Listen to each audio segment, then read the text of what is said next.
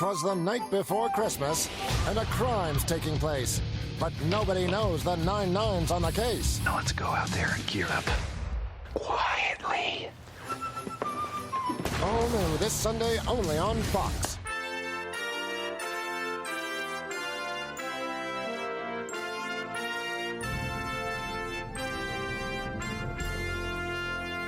Sitcom, are ye faithful? A Christmas podcast special where again I discuss 25 Christmas sitcom episodes. Please come and listen every day until Christmas. I'm sure we'll feature Balky, Gilligan, and Young Webster, Rose Nyland, Eric Foreman, and definitely Mork. We'll definitely talk about Mork.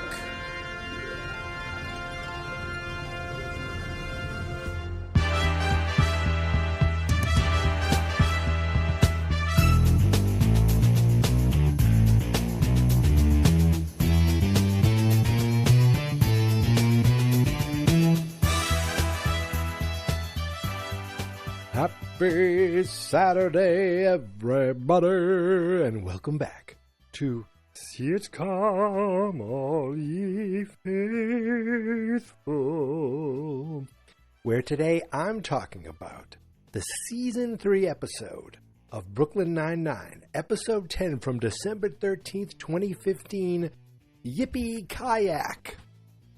And you may say to yourself, what the hell does Yippie Kayak have to do with Christmas?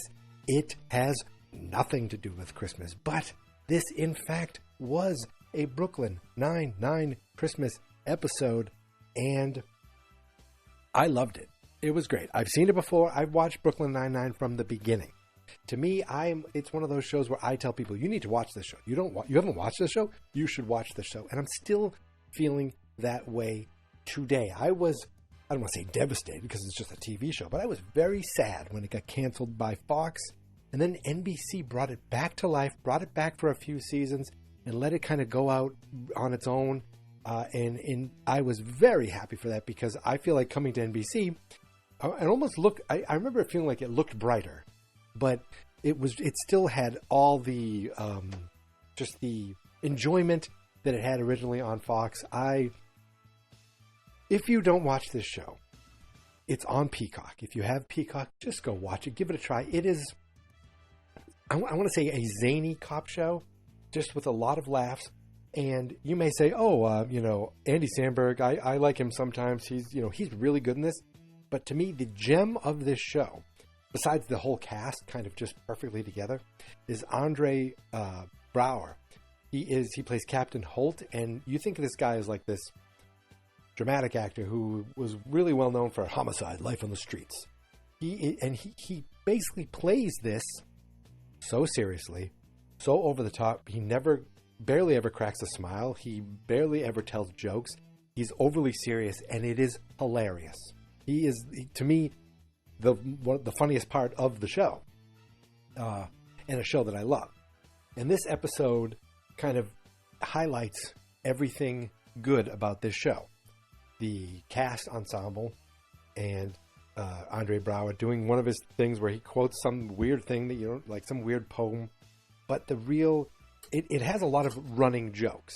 If you saw the episode description for this, I said cool. That's something that a lot of people might think of Community, cool, but cool.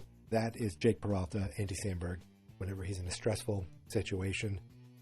Another thing they have running jokes is someone will say something and he'll say, title of your sex tape. Very much reminiscent of That's What She Said in Office. But they actually used it throughout the whole series, and it was in a touching way in the series finale, in a weird way, if you believe it. They didn't have that in this episode, but what it did have was Jake Peralta, Andy Samberg's character, he has this love of Die Hard, to the point where at one point and I'm spoiling things for seasons to come, but for his bachelor party, they took him to the abandoned building that was Nakatomi Plaza. For his honeymoon, his wife dressed up as Holly Gennaro McLean, and in this episode, he gets in a hostage situation, and he is elated because it's like, oh my God, I'm in my own Die Hard situation, and that's where you may understand where the title of the episode comes from. So he is at the station at the beginning of the episode. It is just about Christmas time. There's a funny stinger at the beginning where Amy Santiago, who is his girlfriend at this time, who later becomes his fiance, his wife, she was like, oh, Captain Holt has a no gift policy, so I came up with a way to trick him into getting a gift. I left the box unmarked, so and with a note that says open, he'll have to open it. Obviously, he thinks it's a bomb scare. And I've been posting a GIF of Jake Peralta giving thumbs up over his shoulder, and I didn't even realize it's from this episode. So the GIF that I posted on Twitter at Geek Mentality is actually related specifically to this episode, and I love when that kind of works out. So the idea of the episode is there's two stories going on. There's three stories going on. So there's Amy, Rosa, and Captain Holt are going to do this polar plunge. Captain Holt and Rosa are doing it every year. Amy is like, I didn't know you were doing this. Why didn't you ask me? I'd like to do this. It's like, you're a wimp. You take a blanket to the Mets game in the middle of July. And she's like, nope, I'm going to do this. I'm joining. I'm going. So they go off to do their thing. At the same time, it's Christmas time, and Captain Holt is taking, Terry is taking a few days off with his family. He doesn't want anyone to bother him because his brother-in-law made a point of how his phone was always called, last Christmas. But it was because there's two older police officers who were kind of idiots. One of them's like, I only called you once and butt dialed you 49 times. So he wants to have a nice quiet Christmas Eve and Christmas with his family, while Jake realizes, oh my God, I forgot Charles's gift. Charles is his best friend and his partner in crime, one of the other police officers. He's like, I forgot his gift. He asks Gina, who works as like the assistant to the captain, can you please come with me to go shopping? Please, and get something for Charles. Charles overhears it, and they tell him, oh, I forgot something for Amy. He's like, oh my God, that's devastating. He goes, why don't you just get her what you gave me? He goes, oh, I could do that? He goes, well, no, then I wouldn't have a gift, and I'd be devastated. It would ruin my life. Okay, fine, I'll come with you to help. So they're going to get Charles a gift, but Charles doesn't know that they're going to get that. He's tagging along with them. They get to the mall. The mall's just about to close. Or the department store's just about to close, and they're like, well, it's all, there's still people in there, so there's, they usually give you about 15 more minutes. Let's see if we can find a door to sneak in. So they find a door to sneak in, and they're looking around, and all of a sudden they realize there's a hostage situation. And they're like, oh my God, there's a hostage situation. And Jake has this big smile on his face. Oh my goodness, this is terrible. I mean, it's not bad at all. He goes, let's get out of here. Let's go to let's call in the 999. So they go to the exit. They go, oh my God, they're blocking out all the exits. And Jake has this big smile on his face. He goes, it's my own personal Die Hard. Finally getting my own Die Hard scenario. So the whole time he's so excited. He goes, let me go look for everyone around. Let me try to, find out how many bad guys there are. So he goes around with a marker and he's writing them on his hand, just like John McClane. And he's just assuming they're German. He's like, I'll call you Gunther. I'll call you, all these Yuri. I'll call you all these different German names. And then he hears one of them's name is Matt. He's like, oh, come on, just Matt? How boring. Later he finds out one of the guys is Canadian. He's like, are you kidding me? None of you are German? He just wanted them to be German really bad.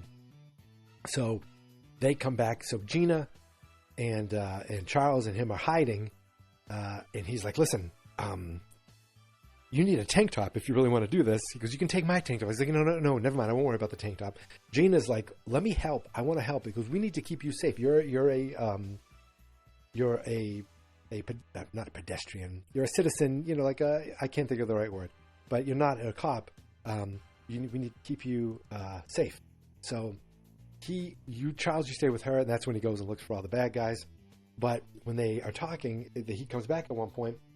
She scampers off to get some hairspray because she really, she goes, I've seen you guys be cops for 6 years. It's not that hard. She scampers off. to get hairspray because she wants to make flamethrowers because they don't have their weapons to shoot, to, flamethrow the bad guys. But she gets caught. And so Jake and Charles are like trying to get her back, trying to figure out where she is. And Jake tries to open the grates because we can use the vents. Charles is like, that's great. We'll turn up the air conditioning and freeze them out. He's like, no, we'll just crawl in the grates. Oh, that makes more sense. But they make too much noise.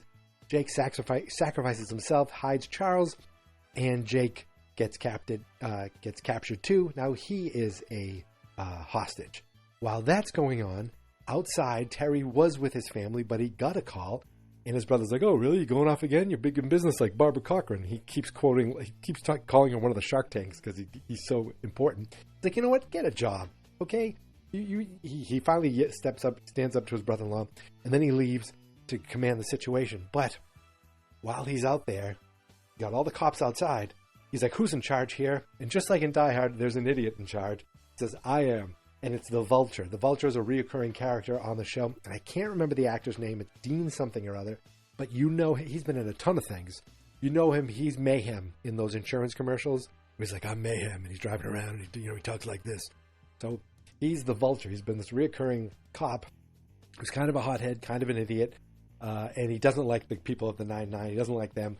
And he keeps saying, we're going to go in there. He goes, and Terry's like, we shouldn't do that. Let Jake do his thing. He goes, listen. I know what I'm doing. You'll see that guy right there? I'm in charge of it. See that guy right there? He's a sniper. He'll shoot anyone I want, including you. And the guy goes, no, I won't. He's fine. Okay, but he'll go on any rooftop I want. Hey, you, go up on that rooftop. And the guy leaves. That was pretty funny. But the whole time, it's Terry wanting to give Jake more time and the Vulture wanting to barge in. But it doesn't happen. Finally, they confront each other, and Terry grabs him, and he carries him out of one of his mobile command units. Later, we found out he threw him in the garbage, and he got a little in trouble, but he did help save the day. Inside, Jake and Gina are with all these other hostages, and Gina's like, this hostage guy keeps farting. He's like, it's not me. I'm not farting. It was pretty funny. Again, you'd have to maybe watch it. I'm not doing it enough justice.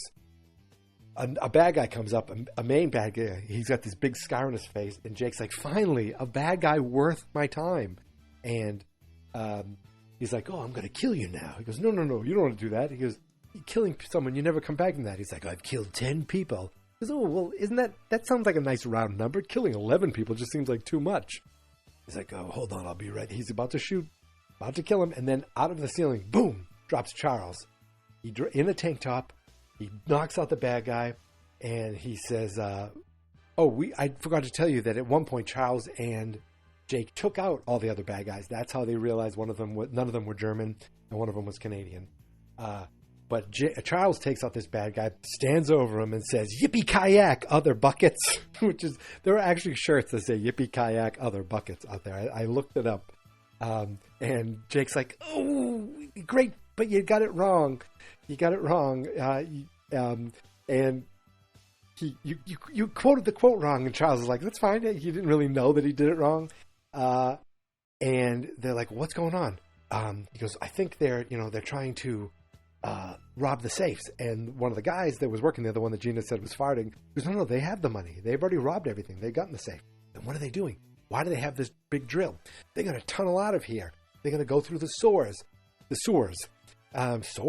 So they call out to Terry and tell them they're coming out through the sewers. The sewers. I'm saying it right?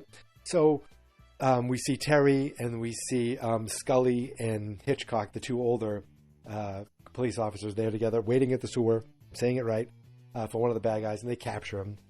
And all the hostages and everybody's let out.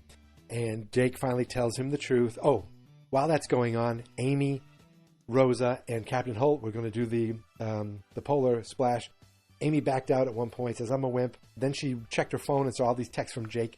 She does run into the water. They're like, you're here. She's like, shut up. I mean, I don't mean that. I mean, yes, I do mean that. There's a hostage. There's a emergency. We need to go. So they all go. Amy greets Jake, gives him a big kiss. Everyone's happy.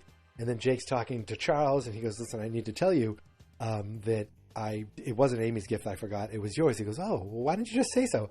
oh, because it would devastate me and ruin my life. Right. And he says, I'm sorry that I did that. He goes, but look what you did. You sacrificed for yourself for me. And he goes, and then you sacrificed your diehard moment. And I got to say, yippee kayak other buckets. And it was funny because Jake goes, you really have the moral high ground right now, but it just makes me so angry that you're saying it wrong. He's like, I don't think I am. And then one of the guys breaks loose, like in Die Hard, and they're like, oh no, get him. All of a sudden Gina comes out and he throws a lighter to Gina, who has hairspray, and she gets to do her flame throwing, take the guy out. But then she's just shooting her flamethrower in the air like she's all excited. And Terry Jeffers in the show says, somebody take her down. And that's how the episode ended. This was so much fun. I laughed multiple times.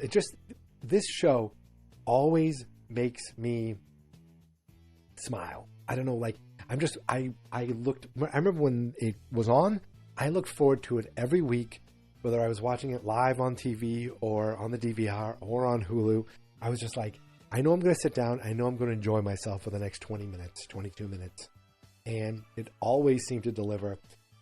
Sometimes, like, they just do, like, love them. They do reoccurring things. If you know the Halloween, every Halloween, they did a thing where it's the Halloween heist, where there's a goal and there were teams and they all had to do something, and it was just hilarity ensued.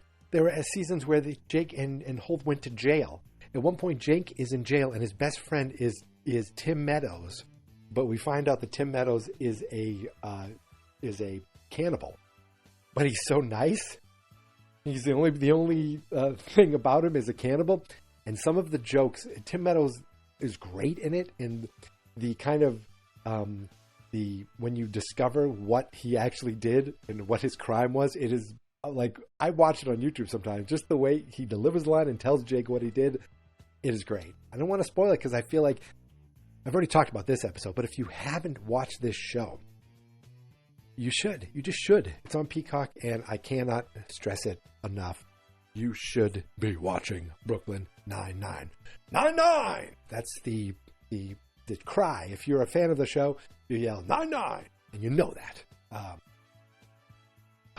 And it was sad to see it finally get canceled, but it went out, I feel like, on its own, kind of in its own way. It got a second life, and I am grateful for NBC for doing that. Usually you see something like Netflix do that, but and I talked about other shows that have done that. Like early on, was it last year I talked about Urkel got a final season on a different. The Hogan Family got a final season on a different network, and they brought back 9-9, but it ended up getting, I think, like almost 2 or 3 seasons. I think it might have been 3 seasons on NBC. It was shorter seasons. There wasn't the 22 episode season. I didn't care because at least I was getting more time with my friends. It sounds really sad calling them my friends, but that's how I feel when you watch. It's like, oh, I get to see them again. And that's how I look at TV shows. You get these long running shows with these, you call them your friend. You get to see your friends again, and you see them for 20 minutes a week. You get to enjoy them.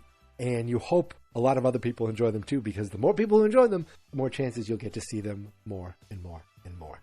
And that, my friends, is today's episode. So, again, it's on Peacock. Go watch it. Just do a little housework here. I'm pacing around my bedroom. Usually I'm sitting in front of my computer talking today, but I just felt like getting up and walking around with my portable recorder and talking to you about Christmas and about Brooklyn Nine-Nine. And I feel like sometimes when I'm sitting at my computer, I pause a lot and I edit a lot. But when I walk around, it's a lot less of that. It's just a lot more free-flowing.